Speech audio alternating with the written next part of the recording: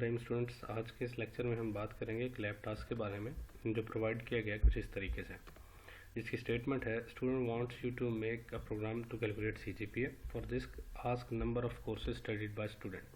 Students, अभी तक हमने डायनामिक एरे का कॉन्सेप्ट नहीं पढ़ा, तो हम इसको यूँ ही रखेंगे कि एज्यूम करते हैं कि 10 कोर्सेज पढ़े हैं एक स्टूडेंट ने।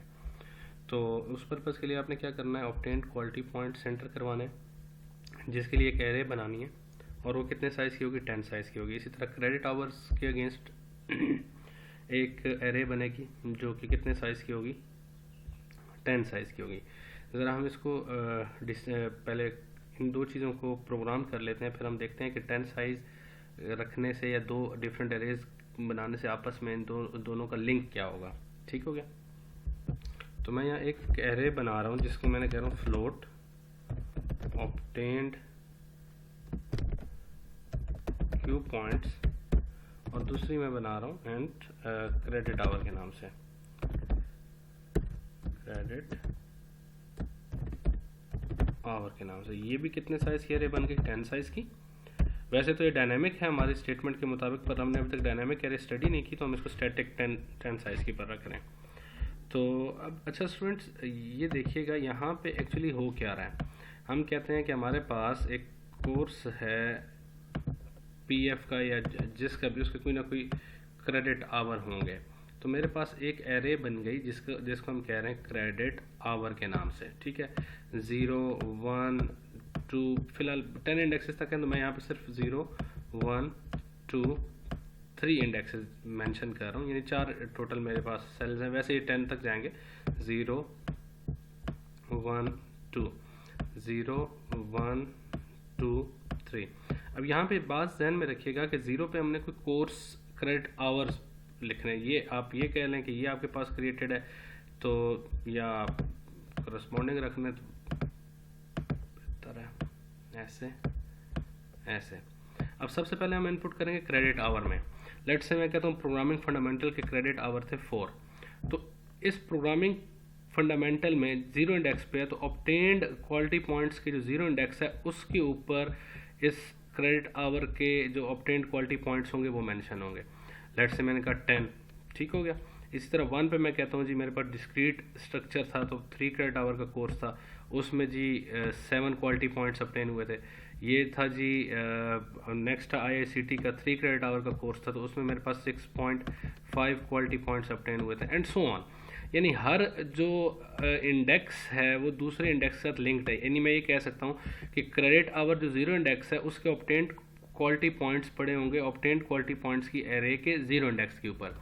1 पे जो जिस कोर्स के क्रेडिट आवर है उसका करस्पॉन्डिंग एरे के साथ 1 इंडेक्स के ऊपर इन्फॉर्मेशन होगी। यानी हम ये कह सकते हैं आपस में सबस्क्रिप्ट ऑपरेटर के साथ रिलेट करेंगे। यानी क्रेडिट आवर का 0 इंडेक्स की इन्फॉर्मेशन, यानी क्रेडिट आवर की 0 इंडेक्स के ऊपर जो इन्फॉर्मेशन है वो बता रही है कि कोर्स के क्रेडिट आवर कितने हैं, और जो ऑब्टेन्ड क्वालिटी पॉइंट के 0 इंडेक्स पे इन्फॉर्मेशन है वो ये बताएगी कि इस क्रेडिट आवर में इसने इतने पॉइंट्स, यानी लेट से 0 इंडेक्स पे 4 है, 4 क्रेडिट आवर में इसने 10 पॉइंट्स ऑब्टेन किए हैं।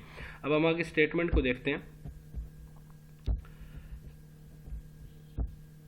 स्टेटमेंट कुछ आगे यूं है, take input in above arrays, calculate and print CGP. हमने सीजीपी प्रिंट करना है। ठीक है, अब सबसे पहले ये पॉइंट आपने गौर से देखना है कि ये जो स्टेटमेंट लिखी हुई है, credit hour of a course can either be 3 और 4, यानी क्रेडिट आवर 2 आपने रखने हैं। ये चेक भी लगाना है कि ये 3 या 4 होंगे। इफ क्रेडिट आवर इज 3, अगर क्रेडिट आवर 3 है तो ऑब्टेन्ड क्वालिटी पॉइंट्स 12 से एक्सीड नहीं कर सकते।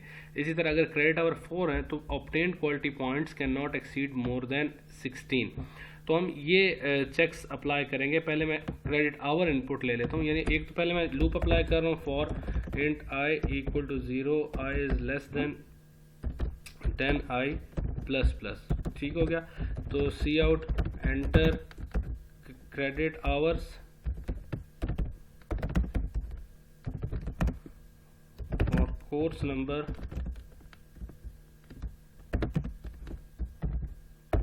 0 से स्टार्ट हो रहा था, हम कोर्स नंबर 1 कह रहे हैं, तो ये क्रेडिट आवर एंटर करेगा। सी इन क्रेडिट आवर्स ऑफ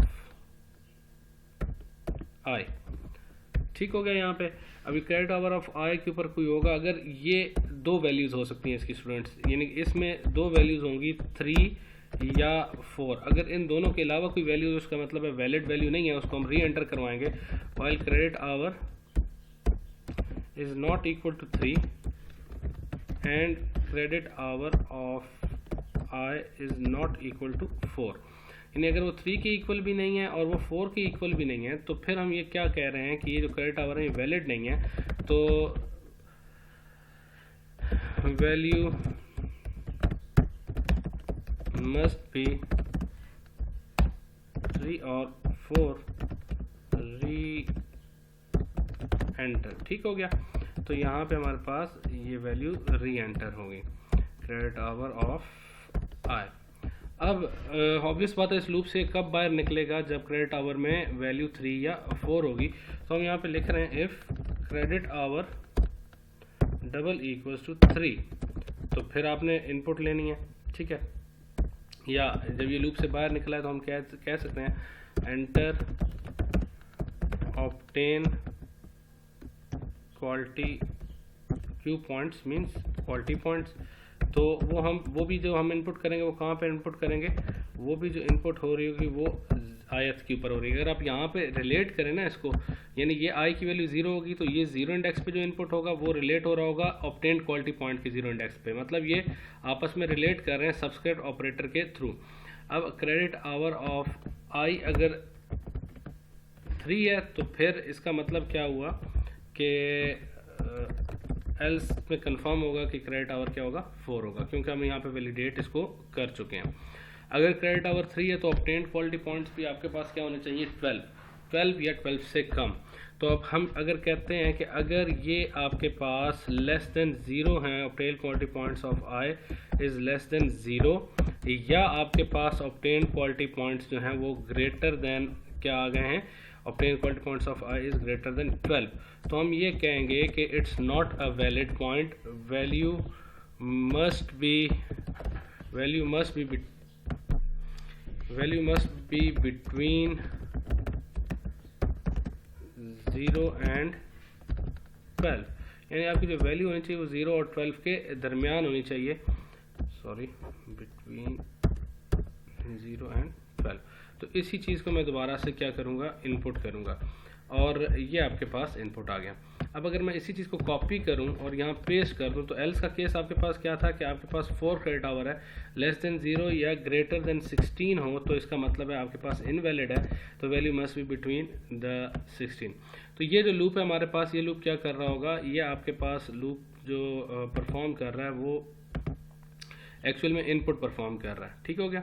अब इनपुट किस चीज़ के ऊपर, वैलिडेशन भी परफॉर्म कर रहा है साथ साथ, और साथ साथ इनपुट भी आपकी ली जा रही है, पूरी की पूरी एरे फिल हो रही है आपकी, 10 साइज की एरे फिल हो गई। इसके बाद हमने क्या करना है, CGPA प्रिंट करना है। CGPA क्या है, sum of obtained quality points divided by sum of credit hour, यानी हमारे पास जो स्टूडेंट्स ऑब्टेन्ड क्वालिटी पॉइंट्स हैं उनका सम हमने कंप्यूट करना है, और उनका सम क्या होगा, ऑब्टेन्ड क्वालिटी पॉइंट्स तो एक एरे है, इसका मतलब है हमें एक वेरिएबल चाहिए होगा जिसे हम कह रहे हैं float sum of Q points, sum of quality points. ठीक हो गया। और इसी तरह हमें एक वेरिएबल चाहिए होगा सम क्रेडिट आवर्स का, और इन दोनों को अगर हम डिवाइड करेंगे तो हमारे पास CGPA कंप्यूट हो जाएगा। तो हम यहाँ पे for and i equal to 0, i is less than 10, i plus plus, इन दोनों की इनिशियल वैल्यू हम प्लेस कर देते हैं 0, इन दोनों की इनिशियल वैल्यू क्या हो गई, 0 हो गई। और हम क्या करते हैं, सम ऑफ क्यू पॉइंट्स, जिसे हम पहले डिस्कस कर चुके हैं एरे के सम के लिए, sum of Q points plus obtained Q points subscript operator और आई, यानी ये इसका सम कंप्यूट कर रहा होगा। इसी तरीके से जो आपके पास सम क्रेडिट आवर की मेरे पास एक वेरिएबल है, उसमें हम क्या रखेंगे, sum credit hours plus credit hour of i. तो ये आपके पास स्टेटमेंट आ गई। और हमारे पास CGPA क्या होगा, float CGPA is equal to obtained quality points, जो फार्मूला था हमारे पास क्या था, sum of obtained quality points divided by sum of Q points divided by sum of credit hours. तो ये आपके पास CGP निकल आया, C out CGPA is equal to CGPA handle. I hope आपको ये बात क्लियर हो गई होगी। इसकी टेस्टिंग हम करते हैं, इसका जो है ना इसको एग्जीक्यूट करते हैं और देखते हैं इसकी आउटपुट क्या आ रही होगी। जी, तो यहाँ पे हमसे इनपुट मांगी जा रही है स्टूडेंट्स। लेट से मैंने इनपुट दे दिया क्रेडिट आवर 5, तो वैल्यू मस्ट बी बिटवीन 3 और 4। मैंने 3 एंटर किया तो क्वालिटी पॉइंट्स अगर मैं 5 देता हूँ तो वैलिड है, ठीक है। 4 दिया, क्वालिटी पॉइंट 20 दूंगा तो कहेगा भाई 16 0 से लेकर 16 तक होने चाहिए, तो 3.5 दे दिया मैंने। तो इसी तरह क्रेडिट आवर फिर मांग रहा है, credit hour 4, enter obtained quality points 10। इसी तरह credit hour 3, obtain quality points 12। Credit hour हमारे पास था 4, obtain quality point 16। Credit hour 3, obtain quality points 9.2। Credit hour 4 6.11। इसी तरीके से क्रेडिट आवर 3 12, क्रेडिट आवर 4 और 15.6।